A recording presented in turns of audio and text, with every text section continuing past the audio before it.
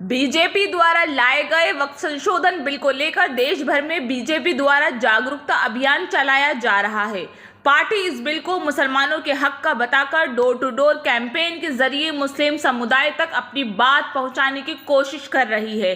इसी के माध्यम नजर आज हमारे संवाददाता ने टोंक जिले में जाकर पूर्व वक्फ राज्य मंत्री अबू बकर नकवी, पार्षद विकार खान, भाजपा कार्यकर्ता हसीन खान, भाजपा कार्यकर्ता अब्दुल रज्जाक खान से वक्फ बोर्ड अमेंडमेंट बिल को लेकर के बातचीत की। तो इस दौरान उन्होंने वक्फ बोर्ड बिल संशोधन के बारे में क्या कहा, लिए जानते हैं जयपुर टोंक से अरशद शाहीन की रिपोर्ट। तो आइए देखते हैं क्या कहा उन्होंने। क्यों विरोध हो रहा है, क्या है ये वक्फ बोर्ड वक्फ बिल?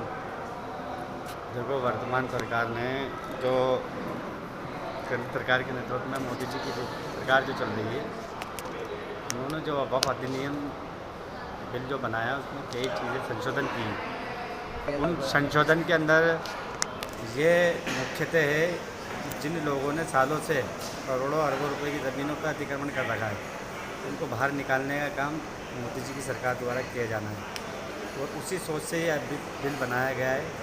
और जो लोग इस वक्त की ज़मीनों से लंबे समय से अतिक्रमण कर रखे हैं, उनसे अपना फ़ायदा उठा रहे हैं, तो ऐसे लोगों को तकलीफ़ हो रही है और उन लोगों को जल्दी ही वक्त की ज़मीनें छोड़ना पड़ेंगी। इस वजह से ही वो लोग मिल के लोगों को बलगला के इस बिल का विरोध कर रहे हैं। अगर छोड़ना नहीं चाहेंगे आपकी सरकार, इनके खिलाफ क्या एक्शन बिल्कुल कानूनन तौर से उनके खिलाफ कार्रवाई होगी।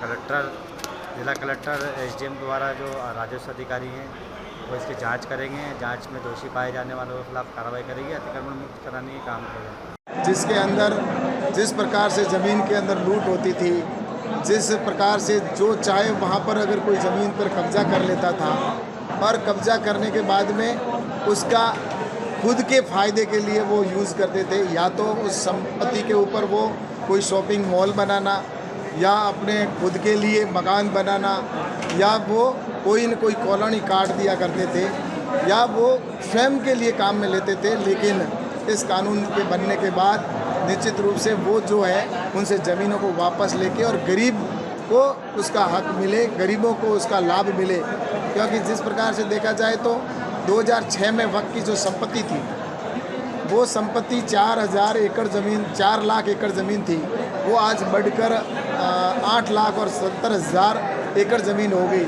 लेकिन जो इनकम थी वो 163 करोड़ से बढ़कर सिर्फ 166 करोड़ हुई, यानी कि ज़मीन दुगने से अधिक हुई, लेकिन उसकी जो इनकम है वो सिर्फ 3 करोड़ रुपए बढ़ी। इसलिए ये मैं आपसे कहना चाहता हूँ, अगर वास्तव में ये सही संपत्ति का सही उपयोग हो, ये नरेंद्र मोदी जी का लक्ष्य है। इस कानून की आत्मा यही है कि इसका संपत्ति का सही उपयोग हो, जिससे कि आने वाले समय में करोड़ों की इनकम होगी।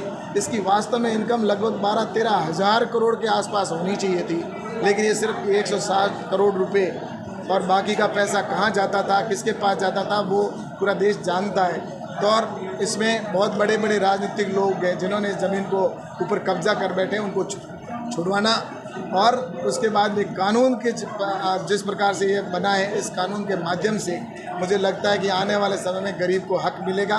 गरीबों को इस वक्त की संपत्ति है जिस पर उनको अधिकार मिलेगा, और उनका उसके ऊपर अच्छे से आने वाले समय में हॉस्पिटल बनेंगे। तो ऐसी ज़मीनों जहाँ पर कब्जा कर रखा है वहाँ पर किसी प्रकार से वहाँ दूसरी जो सुविधाएं मिलेगी, उनको स्कूल बनेंगे, कॉलेज बनेंगे, या वहाँ पर अनाथालय बनेंगे, स्किल डेवलपमेंट के ज़मीन काम आएगी, तो निश्चित रूप से वहाँ पर एक इसी समाज के काम आने वाली है।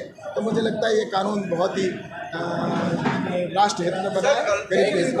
बाय यूजर क्लॉज है, उसको लेकर लगातार सवाल उठाए जा रहे हैं, उसको लेकर किस तरीके से? ऐसा है कि इसमें स्पष्ट बता दिया गया है, जो कानून बताया गया है, जिसके अंदर की पहले जो संपत्ति है उसका कोई इससे लेना देना नहीं है, भविष्य के लेकर बात की गई है। तो ये सिर्फ भ्रम फैलाने का काम इस समय कांग्रेस के लोग, विपक्ष के लोग इसको कर रहे हैं कि ये राजनीतिक अमली जामा पहनाना चाहते हैं इसके अंदर। और मुझे बताना है, खड़गे जी जो राष्ट्रीय नेता है कांग्रेस की, वो वक्त की संपत्ति के ऊपर कब्जा करके बैठे, सबसे बड़े लुटेरे तो वो हैं।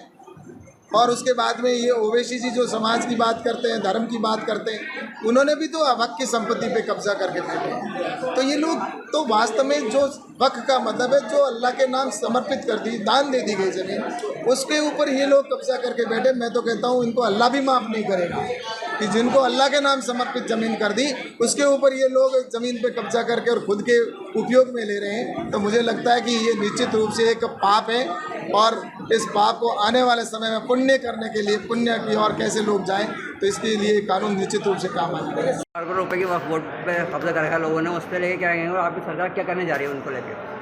जिस तरह ये वक्फ माफिया ने कब्जे कर रखे हैं और वक्फ की भूमियों को बेच दिया या खुर्द-बुर्द कर दिया।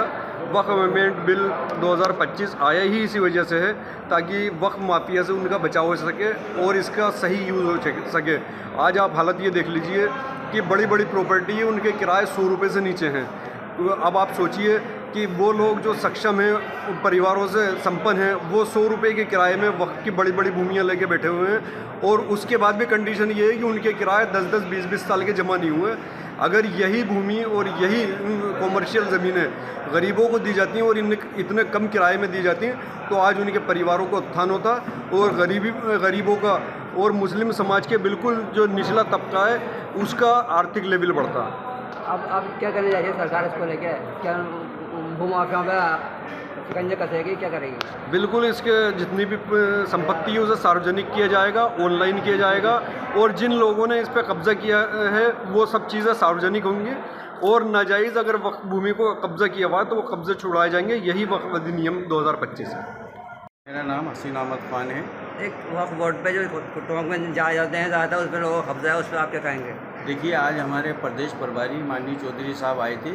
उन्होंने हमें वक्फ का जो अमेंडमेंट बिल आया उसको तफसील से हमें समझाया है, और उसमें वाकई ये जो योजना आई है उसमें गरीब तबके के जो मुसलमान हैं, पसमंदा, उनको इस वक्फ बिल से फ़ायदा होगा। यहाँ टोंक में, पूरे राजस्थान में, अभी तो मैं कहता हूँ पूरे हिंदुस्तान में जो वक्फ की जायदादें दबा करके बैठे हुए हैं, उन जायदादों को उनसे ले करके जो इलीगल तरीके से दबाए बैठे हुए हैं, 1-1 करोड़ रुपए की जायदाद, उसका किराया दे रहे हैं 5-5 हज़ार रुपये महीना। इस सारी संपत्ति को वापस वक्फ बोर्ड में ला करके और उससे होने वाली इनकम और आय से उन गरीब, यतीम, बेसहारा महिलाओं, बच्चों को सहायता और मदद मिलेगी। यूनिवर्सिटीज़ खुलेगी, स्कूल कॉलेजेस खुलेंगे, उनको भवन आवास देने का कार्य होगा, और उनके उत्थान उन्नति के लिए इस पैसे को इस्तेमाल किया जाएगा। ये माननीय नरेंद्र मोदी जी का भी जो है मुस्लिम समाज को दी हुई एक सबसे बड़ी सौगात है। राजस्थान में करोड़ों की संपत्ति पर लोगों ने अतिक्रमण है, उस पर लेकर आपकी सरकार क्या करेगी? इसी वजह से इस बिल को लाया गया है, ताकि वो जो भूमाफिया हैं जिन्होंने अपनी राजनीतिक रसूख के चलते उस वक्फ संपत्ति को कब्जे में कर रखा है, उस कब्जेधारी संपत्ति को निकालेंगे उनसे, चोरों से, बेईमानों से, और वक्फ बोर्ड में जाएगा। उसका जो भी इनकम सोर्स वो बढ़ेगी, उस पैसे से गरीबों के, यतीम बच्चों के, सबके इस्तेमाल में आएगी वो पैसा।